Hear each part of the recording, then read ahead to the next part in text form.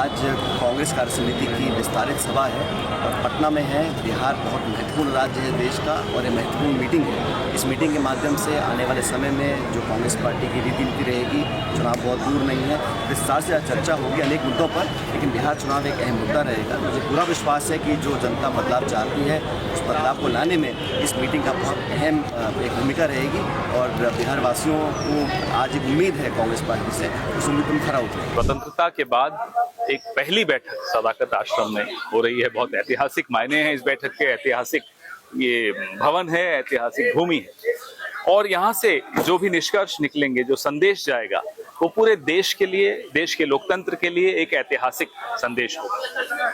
हम सब उम्मीद करते हैं कि क्योंकि सारे देश को उम्मीदें कांग्रेस से हैं, आज हम उन उम्मीदों पर खरा उतरेंगे। आजादी के बाद पहली सीडब्ल्यूसी बिहार में होना ये एक ऐतिहासिक निर्णय है, ये एक ऐतिहासिक मीटिंग है।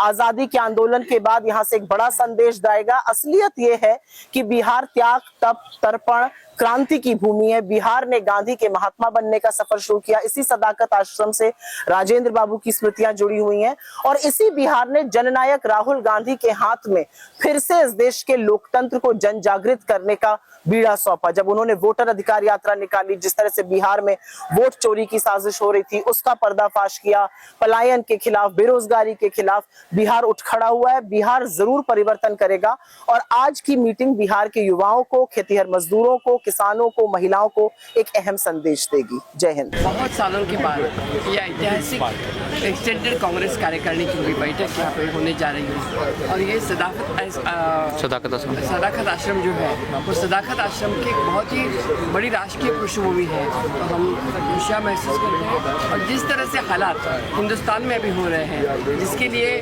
हम सब परेशान हैं। एक तो बेरोजगारी है, एक तो लोगों को काम नहीं मिल रहा है और दूसरी बात यह है कि लोगों को परेशानियाँ और जातीयवाद बढ़ रहा है। इस सब के लिए मुझे लगता है कि ये बहुत आवश्यकता है और सबसे महत्व का मुद्दा वोट चोरी का है। वोट चोरी जिस तरह से हुई, महाराष्ट्र में हुई, कर्नाटका में हुई, हरियाणा में हुई, तो उसके लिए हम आग्रह करेंगे कि हमारे कार्यकर्ताओं को और सभी लोगों को जागृत है।